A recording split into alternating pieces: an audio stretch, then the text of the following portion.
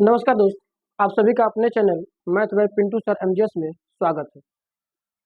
दोस्त, इस क्लास में हम लोग त्रिकोणमिति के अनुप्रयोग पे आधारित क्वेश्चन को देखेंगे।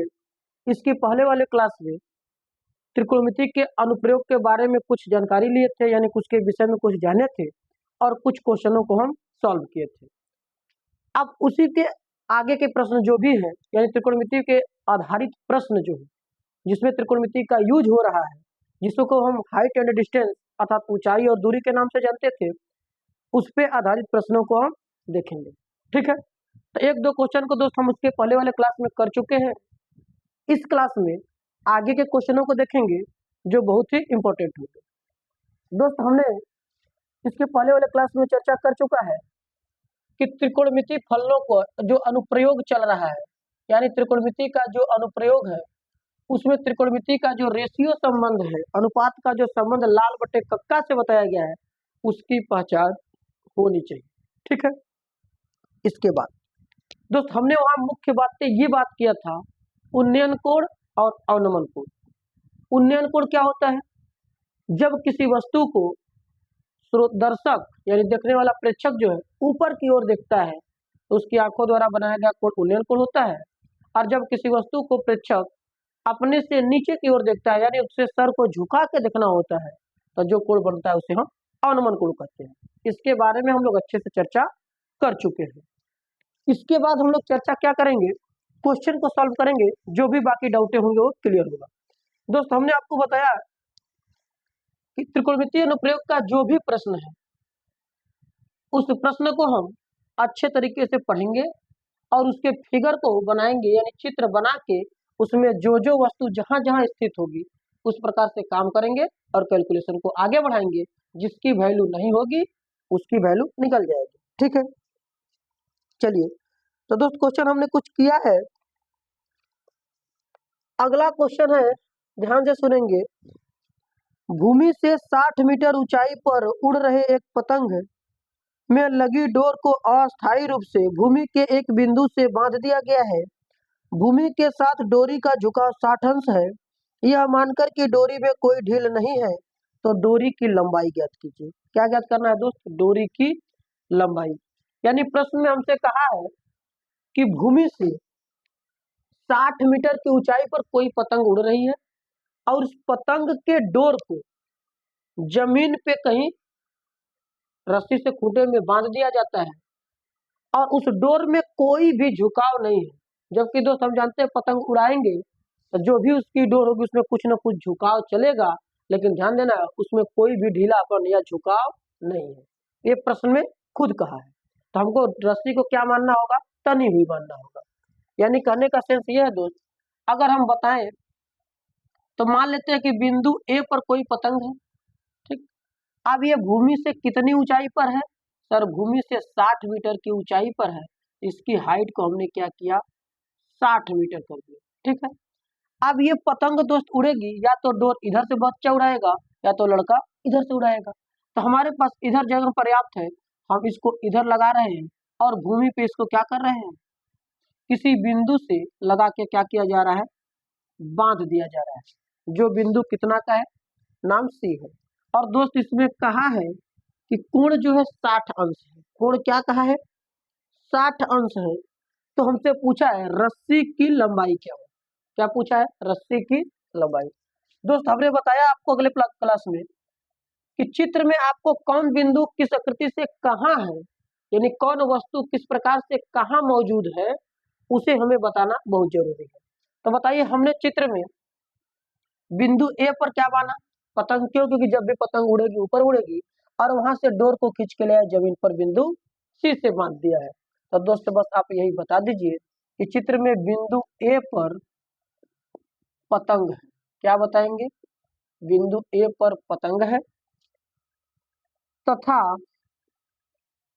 AC उसकी डोर है। क्या है? AC इसकी डोर है जो भूमि पर, कहा, जो भूमि पर बिंदु C से बांधा गया है या बांध दिया गया है। ये बात हमने बता दिया कि चित्र में जो बिंदु ए है वहां पे पतंग है और उसकी डोर जो AC है उसको भूमि पर बिंदु C से क्या किया गया है, बांध दिया गया है। कहेंगे सर ये पूरी बात बतानी जरूरी था, आप नहीं भी बताएंगे तभी चलेगा, सिर्फ आपको ये कहना होगा कि बिंदु ए पर पतंग है और AC उसकी डोर है। अब बताइए चित्र से AB की वैल्यू कितनी दिया है सर 60 मीटर, क्यों? क्योंकि उसकी ऊंचाई है। और कोण आपके साथ थीटा की वैल्यू कितना दिया है, या कोण का नाम जब हम लिखेंगे कोण ACB बराबर 60 अंश का वो झुकाव। हमें क्या निकालना है, रस्सी की लंबाई। यदि हमें नहीं पता है तो मान लेते हैं कि यह रस्सी की लंबाई यानी डोर की लंबाई जो x है, क्या है, x है, h है, y है, कुछ भी हम मान सकते, लिख लेते हैं। माना डोर की लंबाई, किसकी लंबाई, डोर की जो लंबाई है उसको हमने AC कहा और इसके बराबर x मीटर है। कितने मीटर हमने कह दिया दोस्त, x मीटर। इतनी बात हमने बताया, क्लियर है, क्लियर है। अब चलते हैं हम इसके बारे में प्रश्न को लगाने। अब बताइए दोस्त, हमने कहा था कि समकोण त्रिभुज बनेगा, उसमें भुजा में कुछ भुजाएं दी रहेगी और कुछ भुजा नहीं दी रहेगी, तो दी हुई भुजा और ज्ञात करने वाली भुजा में आप रेशियो लगाएंगे और जो रेशियो लगेगा उसको हम त्रिकोणमिति पे फॉलो कराएंगे। तो बताइए ये वाला त्रिभुज में क्या होगा सर, लंब होगा, और ये तिरछी रेखा क्या होगी, कर्ण होगी। तो लंब और कर्ण किसमें रेशियो होता है, लंब और कर्ण होता है साइन का रेशियो। यानी यदि हम इसमें लिखें तो लिखेंगे समकोण त्रिभुज ABC में, किसमें, ABC में कौन सा अनुपात लगने वाला है सर, साइन का। कोण कितना है 60 अंश, लंब इसका क्या आ रहा था सर 60 मीटर, कोण इसका क्या आ रहा है x। ये बात क्लियर है। इसके बाद क्या होगा, इसकी वैल्यू को हम सॉल्व करेंगे। साइन 60 की वैल्यू क्या होती है, करड़ी में 3/2 बराबर 60/के x, क्या होगा 60/x। हमें क्या निकालना है, हमें सर x का मान निकालना है, क्रॉस मल्टीप्लाई कर लेंगे, यानी x को हम करड़ी में 3 से गुणा करेंगे तो x करड़ी में 3 और 2 को 60 में गुणा करेंगे तो 120। अब यहाँ से x का यदि मान निकाला जाए तो x का मान निकालेंगे तो करड़ी में 3 कहाँ जाएगा, 120 के नीचे चला जाएगा। अब ये 120 के नीचे चला गया तो हमने अब इसको बताना है कि सर इसका मान क्या आएगा। तो हमने आपको बताया है कि करड़ी में 3 है, तो आप क्या करिए, परिमेय कर्ण कर दीजिए। या दोस्त देखिए 3 से कहीं ये कटने वाला होगा सर, बिल्कुल 4 तिहाई 12 कटेगा, यानी 3 से 40 बार में कटता होगा। 120 को 40 गुणे 3 लिखेंगे और एक सीधा मान में डबल करड़ी रहती है, क्या रहती है, डबल करड़ी। अर्थात इसमें हम लिख के दिखा दे रहे हैं दोस्त, और आगे क्वेश्चन को हम लोग डायरेक्ट कर लेंगे। अब इसको हमने लिखा 40 गुणे 3, क्यों, क्योंकि सर ये करड़ी में 3 था, यानी करड़ी लगी जाती तो उसका अंक में 3 ही था। अब 3 से कटने वाले वैल्यू को देखेंगे। अब हम 40 गुणा 3 को क्या लिख सकते हैं, डबल करड़ी 2 ठो बटा 1 ठो करड़ी कट जाएगा, तो हमारे पास मान क्या आ जाएगा, x बराबर 40 करड़ी में 3 मीटर, और यही दोस्त क्या होगा, आंसर होगा। यानी पतंग की जो डोर लगी है उसमें 40 करड़ी में 3 मीटर। और दोस्त हमने अगले क्लास में ये भी बताया है इसके पहले वाले में कि करड़ी में 3 की वैल्यू 1.732 होती है और करड़ी में 2 की वैल्यू 1.414 होती है, जो इसके बारे में आपको याद रखना है, ठीक है। तो ये प्रश्न आपको अच्छे से समझ में आया होगा कि जो भी चित्र में क्वेश्चन में बना है, क्वेश्चन को हमने पढ़ते गए और पढ़ करके जैसा जैसा कहा वैसा वैसा हम काम किए और ये मान निकला। अच्छी तरीके से इसको आप नोट डाउन करेंगे, ठीक है। चलिए हम चलते हैं इसके नेक्स्ट क्वेश्चन की तरफ। नेक्स्ट क्वेश्चन बहुत ही इंपॉर्टेंट होगा दोस्त, ध्यान देंगे। जो नेक्स्ट क्वेश्चन है इस क्वेश्चन के बारे में हम जानेंगे, और यह क्वेश्चन है, पढ़ते हैं। 1.5 मीटर लंबा लड़का, यानी 1.5 मीटर लंबा एक लड़का 30 मीटर ऊंचे भवन से कुछ दूरी पर खड़ा है। जब वह ऊंचे भवन की ओर जाता है तो उसकी आंखों से भवन के शिखर का उन्नयन कोण 30 अंश से 60 अंश हो जाता है। बताइए कि वह भवन की ओर कितनी दूर चलकर गया है। यानी दोस्त इसमें कहा जाए तो कहा है कि 1.5 मीटर लंबा एक लड़का उसी भवन से कुछ दूर खड़ा है। अब इसके शिखर को देखता है तो कोण कुछ और था, कुछ दूर वो चलकर गया भवन की तरफ, इसके बाद उसका कोण कुछ और हो गया, यानी कुछ हुआ और होने का मतलब मान दिया है, तो कह रहा है कि लड़का कितनी दूरी तय करके आगे बढ़ा है, इसके मान हमको बताना है। तो दोस्त हमने इसके पहले वाले क्लास में ये भी चर्चा किया है कि चाहे उन्नयन कोण बने और चाहे अवनमन कोण बने, प्रेक्षक की लंबाई का जिक्र नहीं करते तब तक जब तक कि उसके लंबाई के विषय में कहा न जाए, यानी प्रश्न में बोला न जाए। यदि लंबाई के विषय में कह रहा है तो हमको उसका जिक्र करना होगा, और यदि नहीं कह रहा है तो उसके लंबाई के विषय में जिक्र नहीं करना होगा। तो दोस्त हम इसमें क्या करेंगे, लंबाई के विषय में जिक्र करेंगे। हमसे कहा है 1.5 मीटर लंबा एक लड़का है। कई मीटर लंबा है? 1.5 मीटर। दोस्त यदि हमें बनाए तो ये मान लीजिए लंबा लड़का इतना 1.5 मीटर है। अब इससे दूर कहीं भवन है, अगर भवन होगा तो आप बताएं भवन इससे क्या होगा, ऊंचा होगा। हमने यहाँ भवन बनाया, क्या बनाया दोस्त, इसको हमने भवन बनाया, दोनों जमीन पे कहीं पे पड़े, बिल्कुल क्लियर है। इसकी लंबाई क्या है, यानी ए बी को हमने बोला लड़का है जो कि 1.5 मीटर लंबा है, क्या है। अब ये आंखों से अपने देखता है तो जहां से देखेगा वहां से कोण बनेगा, और ये कोण बना है दोस्त कुछ न कुछ है 30 मीटर ऊंचे भवन, आगे कोण दिया है, और ये भवन जो था ये 30 मीटर ऊंचा है। कितने मीटर ऊंचा है, 30 मीटर ऊंचा है। ये प्रश्न में दिया हुआ है कि भवन की ऊंचाई जो है वो 30 मीटर है। क्लियर है, क्लियर। अब बताएं दोस्त, हमारा जो लड़का दिया है प्रश्न में वो कह रहा है यहां से देखना चालू करता है, तो आपको बताया गया है कि जहां से कोण बनेगा वहीं से आधार बनेगा। तो बताइए जब यहाँ से एक कोण बन रहा है, दिख रहा है, तो यहीं से आधार खींचना पड़ेगा। बिल्कुल सर, इसको हमने यहाँ से क्या कर दिया, आधार खींच दिया। आपने डॉटेड रेखा खींचे हैं, डॉटेड रेखा, आप क्या करेंगे, सिंगल रेखा सीधा खींच सकते हैं। आप जरा अगर गौर करके बताइए कि ये वाली दूरी 1.5 मीटर है, तो जब ये समांतर रेखा खींचेंगे तो यहाँ की भी दूरी 1.5 मीटर होगी कि नहीं होगी, बिल्कुल होगी। और ये अगर कोई कट रहा है तो मान लीजिए बिंदु P पर है, किस पर है, बिंदु P पर। अब दोस्तों अगर हम जिक्र करें कि यहाँ से टोटल लंबाई 30 की थी और ये लंबाई इसमें से 1.5 यानी 1.5 की है, तो बताइए ऊपर की लंबाई क्या हो जाएगी, 30 में से 1.5 घट जाएगा, कितना बचेगा, 28 मीटर बचेगा। आप डायरेक्ट भी लिख सकते हैं, इस क्वेश्चन में हमने क्या किया, पूरी बात लिखा। तो क्या ये वाली जो हाइट इसकी है वो हमारी कितने की है, 28 की है, बिल्कुल सही। अब दोस्त यहाँ तक तो बातें सही है, लेकिन क्वेश्चन में कहा है कि भवन की तरफ लड़का कुछ बढ़ के जाता है, और मान लेते हैं कि यह बिंदु यहाँ पर चला आता है, ठीक। अब यहाँ पे आएगा तो लड़का की लंबाई तो यही होगी, बिल्कुल, यानी ये लड़का जो इधर चला है, क्या किया है, यह लड़का इधर चला है, तो वह बिंदु Q पर पहुंचता है, यहाँ पहुंचता है Q पर। और जब ये बिंदु Q पर पहुंच रहा है दोस्त, तो आप बताओ यहाँ से कोण देख रहा है तो कह रहा है 30 से 60 हो जाता है, क्या हो जाता है, 30 से 60, यानी पहला कोण हमारा 30 था और अब हो गया है 60। क्लियर है।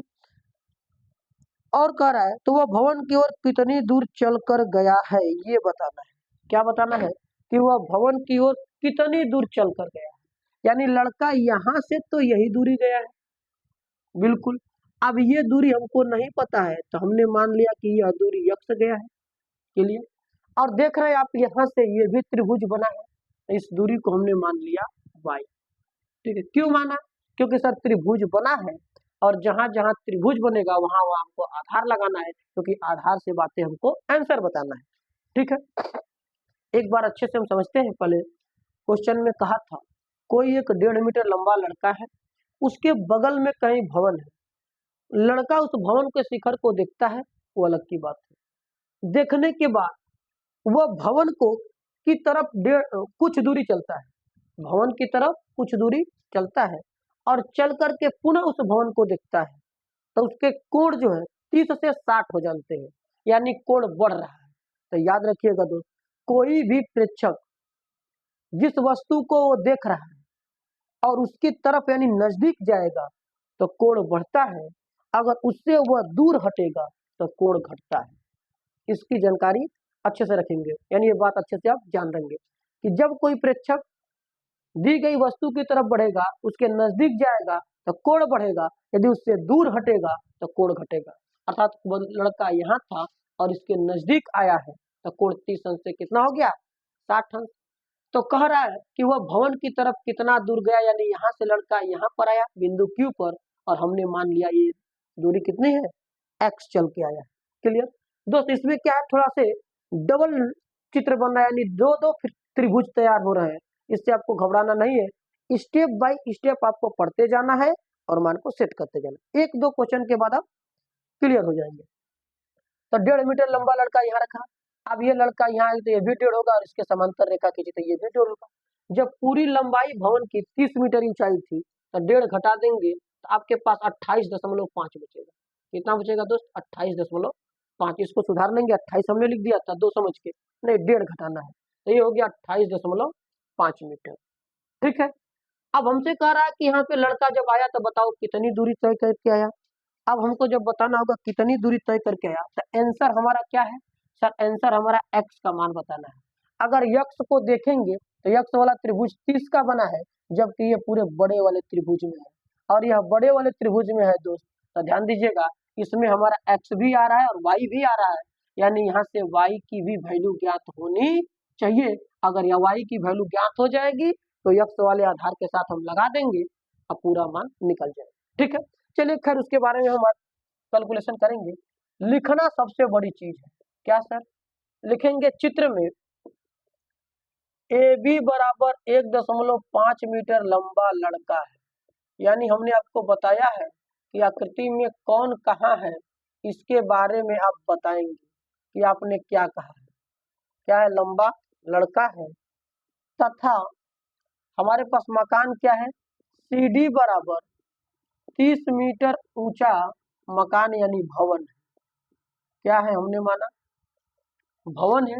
ठीक, अब दोस्त हमने क्या कहा कि जो AB था उसके बराबर हमारा PD आया था और इसकी लंबाई हमने 1.5 लिखा है। क्लियर, अगर हम PC की लंबाई निकाले थे P से लेके C तक, तो पूरे 30 से 1.5 को घटा दिया तो 28.5 बच गया था। बिल्कुल क्लियर। इसके बाद हमने माना क्या था कि सर AQ बराबर x, AQ बराबर x, और इसके बगल में QP यानी PQ बराबर y। ये हमने माना था कि इसकी दूरी ये होगी और इसकी दूरी ये होगी। तो हमने लिखा चित्र में AB बराबर 1.5 मीटर लंबा लड़का है तथा CD बराबर 30 मीटर ऊंचा भवन है। अब यहाँ लड़का की स्थिति बता देते हैं कि लड़का चूंकि इसी में उसके ऊपर ही लिखना चाहिए, यहाँ लिख देते हैं लड़का x दूरी चलकर, कितना दूरी चला है, x दूरी चलकर बिंदु Q पर पहुंचता है। क्या करना है, बिंदु Q पर पहुंचता है, इसके बारे में भी चर्चा करना था, ऊपर लिख सकते हैं। ठीक, अब बताए यहाँ तो हमारा आधार हो गया, इससे कोई मतलब नहीं, त्रिभुज हमारे पास क्या बने, जहां से कोण बनता है वही से आधार यानी वही से त्रिभुज की गणना होती है। तो हम लिखेंगे समकोण त्रिभुज, पहले किसका मान निकाल लेंगे, CPQ में। इसमें दोस्त CPQ में, क्यों सर, क्योंकि आंसर तो बचा है x का, लेकिन x वाले आधार को देखेंगे तो ये पूरा आधार लेकर चल रहा है और पूरा आधार में y भी मौजूद है, तो पहले y के मान निकालेंगे, इसके बाद x का मान पूरा निकल के आएगा। तो आप अगर इसको देखें तो ये लंब का काम करेगा और ये आधार का, और लंब और आधार दोस्त होता है 10 में, और 10 का कोण बना है 60।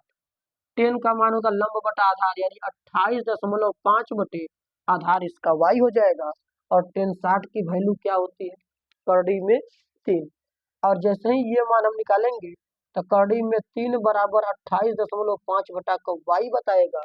और इस कैलकुलेशन को आगे बढ़ाएंगे तो बताइए, इसके नीचे एक मान के क्रॉस मल्टीप्लाई करेंगे तो y जाएगा यहाँ और करड़ी में 3 जाएगा वहां नीचे, यानी y का मान जो आ रहा है 28.5 बटा करड़ी में 3। ये दोस्त y का मान निकल के आया, जबकि ये आंसर हमें नहीं बताना था। अब नहीं बताना था तो हमें जिसका आंसर बताना था उसके बारे में चर्चा करेंगे।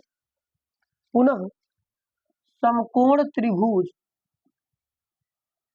CPA में कहाँ बात करेंगे, CPA ए में। अब सी पी ए की बात करें तो इसमें भी ये लंब है, टोटल आधार है, तो किसका रेशियो बनेगा? सर टेन का। कोण कितना बना है? 30 का। तो टेन 30 अंश बराबर लंब इसका होगा 28.5 और आधार दोस्त दो लोग मिलकर होंगे x प्लस वाई। क्लियर है? अब टेन 30 की वैल्यू हम जानते हैं 1/3 और 28.5 बटे x की वैल्यू हमको निकालना है और y की वैल्यू निकल के आ चुकी है 28.5 बटे करड़ी में 3। क्लियर है? बिल्कुल क्लियर है। अब हम करेंगे क्या सर? अब इसके बाद हम वही करेंगे जो कैलकुलेशन कहेगा। तो कैलकुलेशन तो कह रहा है कि जब इधर का बटा और इधर का बटा तो क्रॉस मल्टीप्लाई पहले कर लीजिए। बिल्कुल। तो इसके ऊपर एक है, एक गुणा करेगा इनके सभी दोनों पदों में, तो ये जस का तस यानी जैसे का तैसे 28.5 बटे करड़ी में 3 बराबर है। करड़ी में 3 अगर 28.5 के साथ गुणा करेगा तो हो जाएगा 28.5 करड़ी में 3। क्लियर है? बिल्कुल क्लियर। अब यहाँ से अगर हम मान देखें तो दोस्त हमें x की वैल्यू निकालनी है। x की जब वैल्यू निकालनी है तो x को छोड़ के बाकी को पक्षांतर कर दिया जाए। बिल्कुल पक्षांतर करेंगे तो x बराबर हमारे पास आएगा, उधर ऑलरेडी 28.5 करड़ी में 3 है और इधर से जाएगा 28.5 करड़ी में 3 बटा के, नहीं सिर्फ 28.5 बटा करड़ी में 3, 28.5 बटा करड़ी में 3।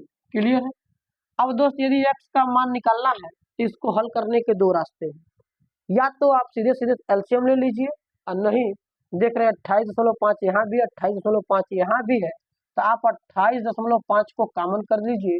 यहाँ बचेगा करड़ी में 3 माइनस 1 बटा करड़ी में 3। कैलकुलेशन थोड़ा इजी हो जाएगा। ठीक है? अब यहाँ से यदि हम मान को निकालें तो देख रहे हैं 28.5 और करड़ी में 3 का एलसीएम लेंगे तो हो जाएगा करड़ी में 3 गुणा करेगा तो 3 और 3 से 1 घटेगा तो 2 और 2 बटा करड़ी में 3। और यहाँ से दोस्त अगर हम गुणा करेंगे इसको एलसीएम लेंगे तो आप 2/3 आएगा करड़ी में। 2 का गुणा करें 28 दुना के 56, 5 दुना के 10 यानी हो जाएगा 57 बटा करड़ी में 3। और दोस्त यहाँ पे हम कुछ कैलकुलेशन को शॉर्टकट करेंगे, यानी कहने का सेंस हमने बताया कि करड़ी हो परमीकरण कर लीजिए और नहीं जो करड़ी है देखिए उससे वो कट रहा है कि नहीं, तो 3 कट रहा है, 3 से कट रहा है 57, 19 बार में यानी 19 तिया 57, तो 19 गुणा 3 होगा और जबकि 3 में डबल करड़ी होगी, एक करड़ी काट देगा अर्थात x बराबर 19 करड़ी में 3 मीटर। यही हमारा क्या होगा? आंसर होगा। दोस्त अगर प्रश्न में करड़ी में 3 का मान दिया है तो रखिएगा और नहीं दिया है तो चुपचाप आप छोड़ दीजिए, जो आया है वो आपका आंसर आया है। ठीक है? क्लियर है? इसको अच्छे से आप नोट डाउन करेंगे। ठीक है? स्क्रीनशॉट इसका ले लीजिए। दोस्त अब प्रश्न जो आ रहे हैं अब थोड़े अलग किस्म के आ रहे हैं, यानी थोड़े बड़े बड़े लेवल के आ रहे हैं, थोड़ा कैलकुलेटिव है और तार्किक है।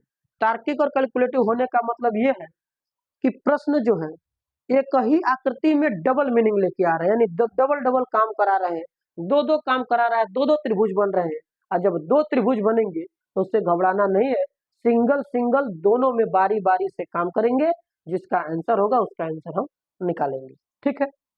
आप इसको नोट डाउन कर चुके हैं। चलिए इसको इरेज करते हैं, अगले प्रश्न की तरफ हम बढ़ते हैं। अगला प्रश्न होगा दोस्त जो भी है इसके बारे में हम चर्चा करेंगे और अगला प्रश्न उठाते हैं। अगला प्रश्न हमारे साथ है, ध्यान देंगे। अगला प्रश्न कह रहा है भूमि के एक बिंदु से 20 मीटर ऊंचे भवन के शिखर पर लगी एक संचार मीनार के तल और शिखर के उन्नयन कोण 45 अंश और 60 अंश है, तो मीनार की ऊंचाई बताइए। दोस्त क्या बोला है? क्वेश्चन में बोला है कि भूमि के एक बिंदु से 20 मीटर कोई ऊंचा भवन है और उस भवन पर यानी भवन के ऊपर छत से एक संचार मीनार यानी एक टावर लगा है और उस टावर का तल और मीनार की बात शीर्ष का बात कर रहा है। आप बताएं दोस्त, जब मान लीजिए आपका कोई भवन यानी घर है और उस घर के ऊपर आप टावर लगाए हैं, तो जो टावर का तल तल यानी जमीनी सिरा जहां वो गड़ा हुआ है तो कहाँ गड़ेगा? हमारे छत पर गड़ेगा। यानी जो टावर का तल होगा वो भवन का शीर्ष होगा, यानी भवन का छत होगा। टावर का तल और भवन का शीर्ष एक ही होगा। क्यों? क्योंकि भवन के ऊपर टावर लगा है। भवन का जो शीर्ष है और वहां मीनार का तल होगा और मीनार के जो शीर्ष है मीनार की वो ऊपर होगी। क्लियर है? तो क्वेश्चन को समझ में आया है कि किसी भवन के ऊपर कोई मीनार लगी है, कोई टावर लगा है। अब उस टावर के तल यानी आधार का और शीर्ष का दोनों का कोण किसी बिंदु पर जमीन से लेके आ रहे हैं। तो कोण कुछ दिया है, इस प्रकार है, जो भी दिया है तो कह रहा इस प्रकार जो है, इसमें जो कंडीशन लगाया है उसके हिसाब से टावर की ऊंचाई कितनी थी, यानी संचार मीनार की ऊंचाई बताना है। तो दोस्त ध्यान दीजिए, हमने बनाया, मान लीजिए ये हमारा भवन है, ठीक है, और इसके ऊपर हमको क्या लगाना है, संचार मीनार यानी टावर लगा देना। तो यहाँ हमने क्रॉस कर दिया, जैसे आपको पता चलेगा हमारा चित्र में लिख दिया, बना दिया कि ए बी भवन है। ए बी क्या है? भवन है। इसके ऊपर जो एसी है वह टावर है। इसके बारे में चर्चा करेंगे कि ए बी भवन हो गया और एसी हमारा टावर हो गया। इसी की ऊंचाई बताना, तो इसको मान लिया। अच्छा, अब भवन जमीन को है तो क्वेश्चन में कहा है जमीन से कुछ दूर किसी स्थित बिंदु से टावर के तल और शिखर का कोण, यानी इसके तल का भी कोण मिलाना है और इसके शिखर का भी उसी बिंदु पर कोण मिलाना है, जो कि हो गया मान लीजिए डी। क्लियर है? क्वेश्चन का पैटर्न समझ में आया क्या था? पहले हमने भवन बनाया, इसके ऊपर मीनार बैठाया, यानी मीनार बनाया, और उस भवन से जमीन पर कहीं बिंदु दूर हट के उसके तल को देखो और उसके शीर्ष को देखना है। अब क्वेश्चन में दिया कितना है, भूमि के एक बिंदु से 20 मीटर ऊंचे भवन के शिखर पर, भवन की ऊंचाई कितनी है? 20 मीटर, यानी भवन की भी ऊंचाई हमको पता है। क्लियर है? लगी एक संचार मीनार के तल और शिखर का उन्नयन कोण, तल और शिखर का उन्नयन कोण 45 और 60। अब दोस्तों तल का कोण कह रहा है 45 है, तल का कोण कितना है? 45, यानी यहाँ का कोण 45 और शिखर का जो टोटल कोण बन रहा है वो 60 है। क्लियर है? तो कह रहा है कि इस मीनार की आप ऊंचाई बताइए। ध्यान दीजिएगा दोस्त, एक बात हमने समझा क्या, कि किसी भी वस्तु की तरफ, यदि हम जमीन पे है, वस्तु भी जमीन पे है, यदि उसकी तरफ हम बढ़ेंगे तो कोण हमारा बढ़ेगा और उससे हम दूर हटेंगे तो कोण हमारा घटेगा। ठीक है? लेकिन ध्यान दीजिएगा, अगर वो वस्तु जो देख रहे हैं वो भी फिक्स वहीं पे है और प्रेक्षक भी एक बिंदु पर फिक्स है, वहां से अगर किसी वस्तु के शीर्ष को देखा जा रहा है तब कोण, और उसी शीर्ष को थोड़ा और ऊंचा कर दिया जाए, यानी दिखने वाली वस्तु की ऊंचाई बढ़ रही है, यानी जिस चीज को हम देख रहे हैं उसकी ऊंचाई को बढ़ते क्रम में देख रहे हैं, तो दोस्तों अगर ऊंचाई बढ़ रही है तो कोण भी हमारा क्या होगा? बढ़ेगा। जैसे मान लीजिए 2 मंजिला भवन था, आपके सामने कोई 2 मंजिला भवन है, 2 तल्ला घर है, आप एक जगह फिक्स है, खड़े हैं, उसके पहले तल को देख रहे हैं तो कोण कुछ और होगा। यदि वहीं से आप उसके दूसरे तल को देखेंगे तो थोड़ा सा सर उठाना पड़ेगा, और उठाना पड़ेगा तो कोण भी हमारा क्या होगा? बढ़ेगा। यानी प्रेक्षक अगर एक जगह स्थिर है और उसको देखने वाली जो वस्तु है उसकी ऊंचाई देखते हुए बढ़ रही है तो कोण भी क्या होगा? बढ़ जाएगा। यानी अगर ऊंचाई बढ़ेगी दिखने वाली वस्तु की तो प्रेक्षक का कोण भी बढ़ जाएगा। तो बताइए यही हमारा है, प्रेक्षक बिंदु यहाँ पे फिक्स है। अब यहाँ से क्या देख रहा है? इसके छत मानी मीनार के तल को, अब ये से देख रहा है उसके शीर्ष को, तो सर थोड़ा ऊपर करना होगा, इसलिए कोण बढ़ेगा, अर्थात तल वाला कोण 45 है और ऊपर वाला कोण 60 है। ये बात क्लियर है। तो हमने लिखा चित्र में ए बी बराबर कई मीटर है? 20 मीटर ऊंचा भवन है। क्या बता दिया?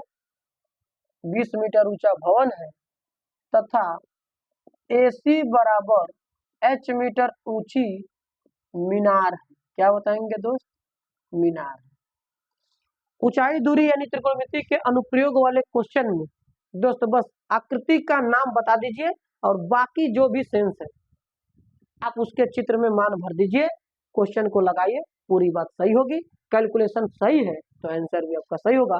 पूरी बात को आप लिख करके मत बताइए कि ये यहाँ है ये वहाँ, बस मुख्य बात लिख दीजिए कि इस आकृति में कौन बिंदु कहाँ है, कौन सी आकृति कैसे है। ठीक है, तो हमने लिखा चित्र में ए बी बराबर 20 मीटर ऊंचा भवन है और ए सी बराबर 1 मीटर ऊंचाई मीनार है।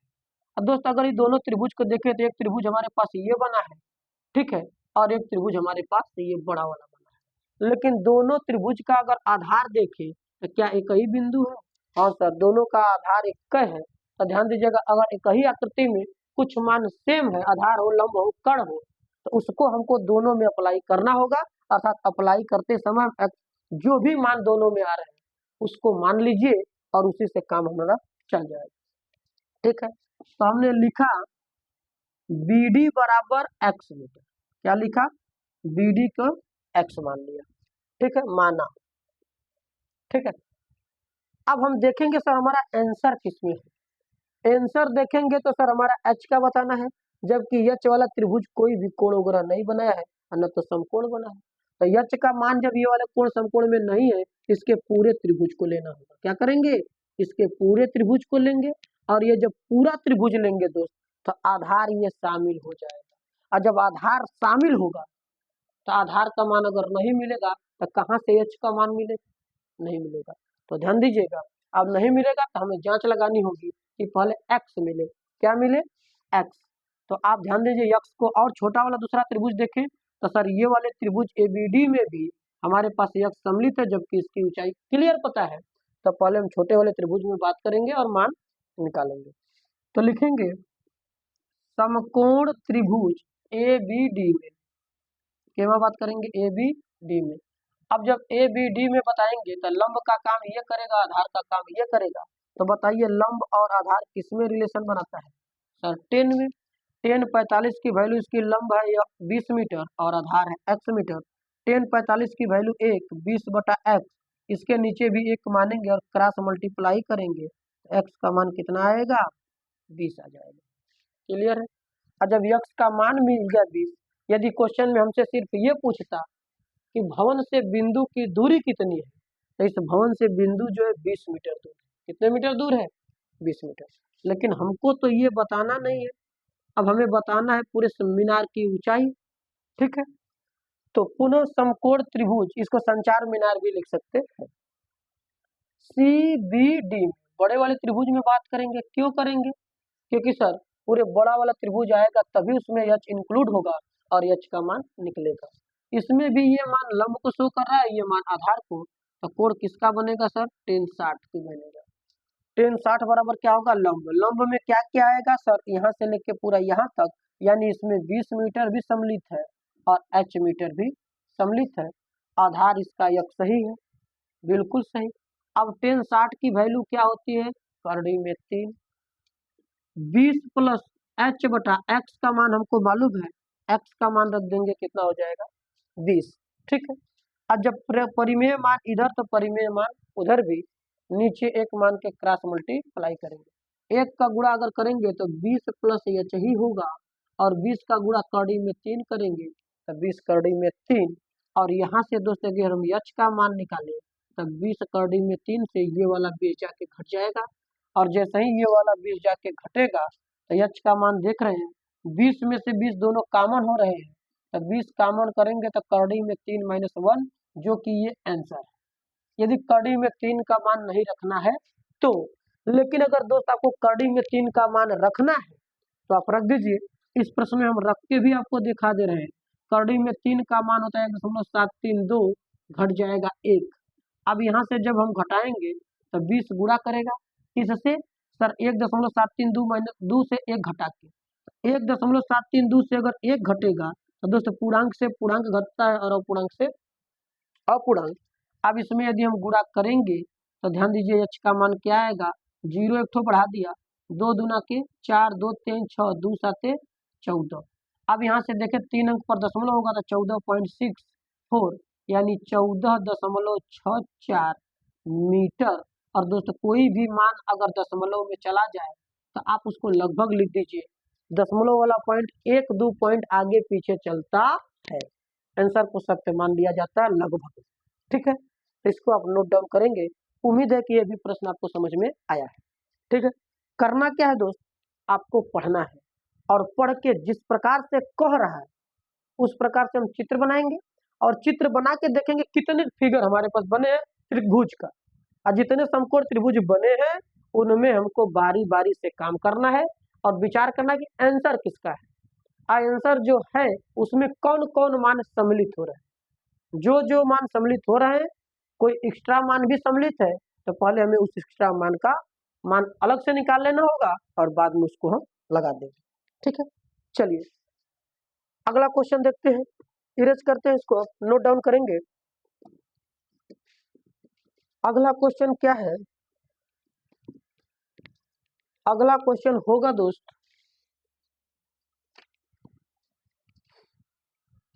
हाँ इसी प्रकार का है, इसको भी अच्छे से देख लेते हैं। ये क्वेश्चन देख लेंगे, क्लियर हो गया। यहाँ पे क्वेश्चन नंबर 8 है, आपके पास बुक में क्वेश्चन कुछ भी हो सकता है। दोस्त कहा क्या है, एक पेडेस्टल के शिखर पर एक 1.6 मीटर ऊंची मूर्ति लगी है। भूमि के एक बिंदु से मूर्ति के शिखर का उन्नयन कोण 60 है, उसी बिंदु से पेडेस्टल के शिखर का उन्नयन कोण 45 है, तो पेडेस्टल की ऊंचाई बताइए। दोस्त क्वेश्चन सेम प्रकार का वही है, लेकिन वहां पे हमें भवन और मूर्ति रखा था, यहाँ पेडेस्टल और मूर्ति कह रहा है। वहां भवन की ऊंचाई दिया था, मूर्ति की ऊंचाई पूछा था। इस क्वेश्चन में मूर्ति की ऊंचाई दिया है, पेडेस्टल की ऊंचाई पूछ रहा है। ठीक है, तो क्वेश्चन समझ लेते हैं। कोई पेडेस्टल है, इसके ऊपर मूर्ति लगी है। अब इन्हीं दोनों का जैसा भी बिंदु से कोण बना है उस प्रकार से हमको काम करना है, यानी एक पेडेस्टल बनाइए और उसके ऊपर मूर्ति लगाइए। तो चलिए हम पेडेस्टल बनाते हैं। ठीक है, उसी प्रकार का सेम प्रश्न वही है। हमने दोस्त क्या किया, यहाँ एक पेडेस्टल बनाया जिसका नाम रखा ए बी, क्या रखा ए बी, और इसके ऊपर हमको क्या लगाना है, मूर्ति, जिसका नाम रख दिया ए सी। और इसमें कहा है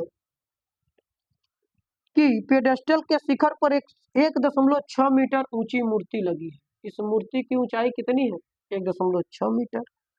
भूमि के एक बिंदु से, यानी भूमि पर कहीं बिंदु ले लीजिए।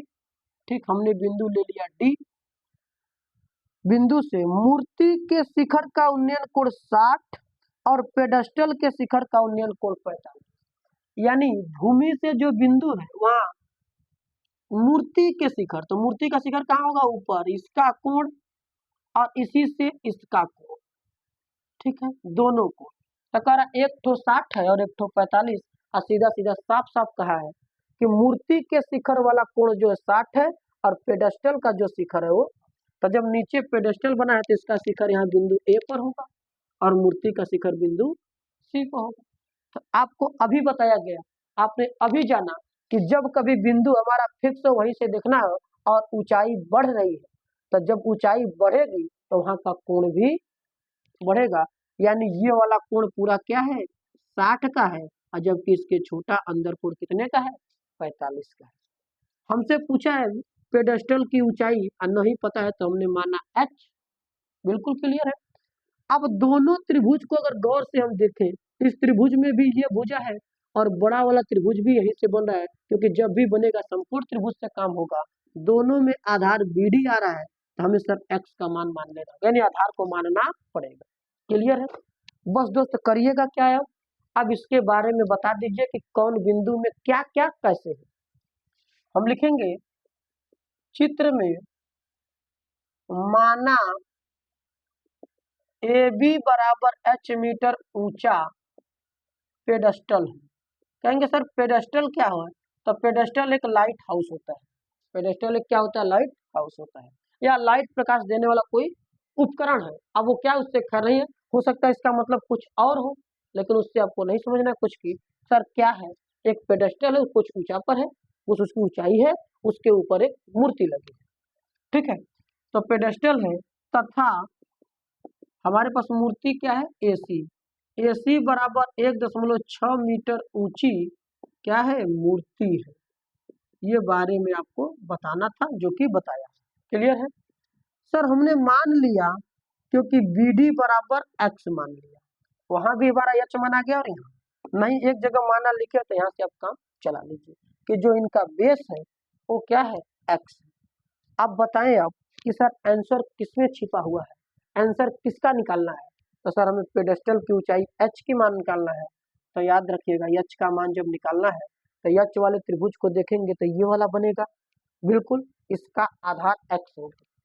ठीक, तो सर जी एक्स हमको चाहिए, बिल्कुल चाहिए, लेकिन सर एच भी नहीं पता हो रहा है छोटे वाले में और एक्स भी, यानी छोटा वाला जो त्रिभुज ए बी डी है उसमें एच की भी वैल्यू नहीं है, एक्स की भी वैल्यू नहीं, दोनों मान नहीं। तो सर कैसे निकलेगा, कोई बात नहीं ऊपर देख लेते हैं। सर ऊपर वाले त्रिभुज बड़े वाले सी बी डी को देखेंगे तो सी बी डी जो त्रिभुज है उसमें भी ये आधार आ रहा है और टोटल ऊंचाई आ रही है, जिसमें कि एच फिर इंक्लूड हो रहा है इस ऊंचाई के साथ। तो दोनों तरीके से दोनों यूज हो रहे हैं, आप चाहे जिसमें पहले काम कर लो। तो पहले दोस्त आप क्या करिए, छोटे वाले में बात करिए क्योंकि यहाँ सिंगल मान में ऊंचाई है और यहाँ जब ऊंचाई बड़े वाले का लगाएंगे तो एच भी आएगा और 1.6 भी आएगा, इससे कोई दिक्कत नहीं, आप आगे पीछे लगा सकते हैं। हम लिखेंगे समकोण त्रिभुज ए बी डी में, किसमें बात करेंगे, ए बी डी में। अगर समकोण त्रिभुज ए बी डी में हम बात करेंगे तो ध्यान दीजिएगा जो समकोण त्रिभुज ए बी डी है वहाँ ये लंब का काम करेगा और ये आधार का, और लंब और आधार का संबंध होता है टेन से, और इसका कोण बना हुआ है 45।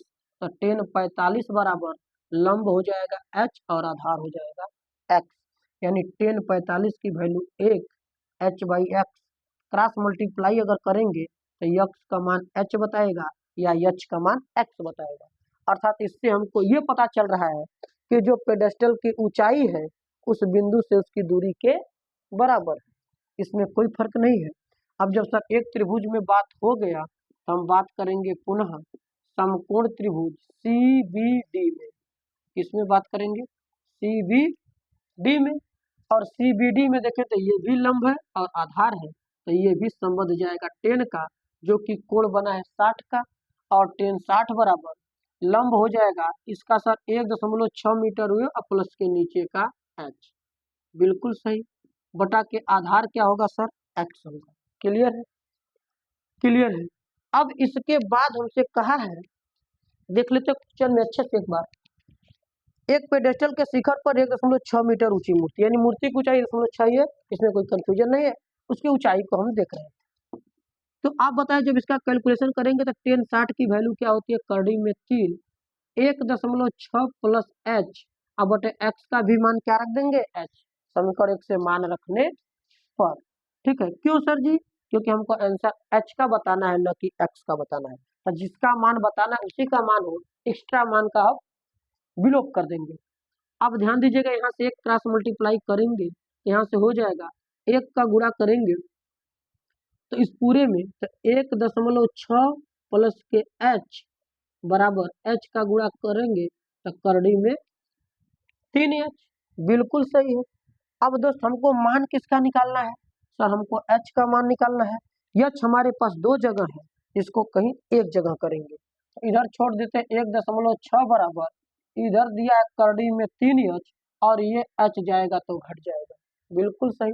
सर अगर 1.6 में हम दशमलव को हटाए तो 16/10 लिख सकते हैं, बिल्कुल लिख सकते हैं, क्योंकि दशमलव की जगह एक और बगल में उतना 0। अब हमें मान निकालना है एच का, एच का मान निकालेंगे करड़ी में 3 - 1 होगा, बिल्कुल। इसके बाद सर क्या होगा, इसके बाद आप वही कर सकते हैं सर जो हमसे कह रहा है उतना कर दीजिए, अगर नहीं करना है तब सर तो इसको आप क्या करिए यहाँ ला दीजिए, यानी अगर हम इस दशमलव को नहीं हटा रहे हैं क्योंकि कोई भी मान दशमलव का हम यूज ना कर रहे हैं, क्यों, मान नहीं दिया आप मत यूज करिए। एच का मान निकालेंगे तो ये कहाँ जाएगा, नीचे, यानी 1.6 बटे करड़ी में 3 - 1 बराबर एच होगा। आप दोस्त करना क्या है, आपको यही अगर छोड़ देते हैं तो भी सही है, अगर इसको और ज्यादा हल करना चाहते हैं तो करड़ी में 3 का मान दे दीजिए, एक को घटाइए और जो आता है उससे 1.6 में भाग लगा दीजिए, एक तरीका। दूसरा, या तो सर करड़ी में 3 - 1 लिखा है, तो जब भी कभी किसी भिन्न के हर में अपरिमेय मान हो तो उसे परिमेयीकरण करके बदल देते हैं, और परिमेयीकरण करने का चिन्ह हमने बताया है कि जितना भी मान है उसके विपरीत चिन्ह का गुणा कर देना अंश और हर में, ऑटोमेटिक मान गायब हो जाएगा। ठीक है। तो दोस्त अगर क्वेश्चन में कड़ी में 3 कड़ी में 2 या जिसका मान कड़ी में या दशमलव में जा रहा है वो नहीं दिया है तो आप मत रखिएगा, कोई गलती नहीं होगी, पूरा नंबर आपको मिलेगा। ठीक है, क्लियर है। तो ये प्रश्न भी आपको अच्छे से समझ में आया होगा, इसको भी आप क्या करेंगे, नोट डाउन करेंगे। ठीक है। तो दोस्त इस क्लास में हम लोग देख रहे हैं कि क्वेश्चन को पढ़ते जाना है और जिस प्रकार से हमें कह रहा है उस प्रकार से काम आगे बढ़ाते जाना है। ठीक है, क्वेश्चन को पढ़िए और जैसे कह रहा है वैसे क्वेश्चन के चित्र बनाइए। यदि दोस्त चित्र आप बना लिए हैं, जब चित्र बन जाएगा तो गारंटी है कि आपका प्रश्न 1% गलत नहीं होने का चांस है। टोटल मान आप सही करेंगे, बस कैलकुलेशन पर ध्यान दीजिएगा, पूरा नंबर देके जाएगा। ठीक है, तो आज के लिए इतना ही रहने देते हैं, फिर हम लोग मिलेंगे इसके अगले अन्य क्वेश्चनों को अगले नेक्स्ट क्लास में देखेंगे। यानी बाकी से जो प्रश्न बचे हैं उनको हम लोग नेक्स्ट क्लास में कवर करेंगे। तो आप अपनी राय को जरूर कमेंट सेक्शन में साझा करें और क्लास को लाइक करें, अधिक से अधिक शेयर करके इसे पूरे भाइयों बहनों तक पहुंचाना है, पहुंचाइए आप, जिससे कि सभी का एक साथ भला हो, सभी को एक साथ क्लास मिले, जिससे कि ये सब बातें जिनसे भी जो लोग अनभिज्ञ पड़े हुए हैं उनको भी इस बात का ध्यान हो और सेशन को आगे बढ़ाएं। ठीक है, तो हम लोग मिलेंगे नेक्स्ट क्लास में इसके अगले प्रश्नों के साथ। आज के लिए इतना ही।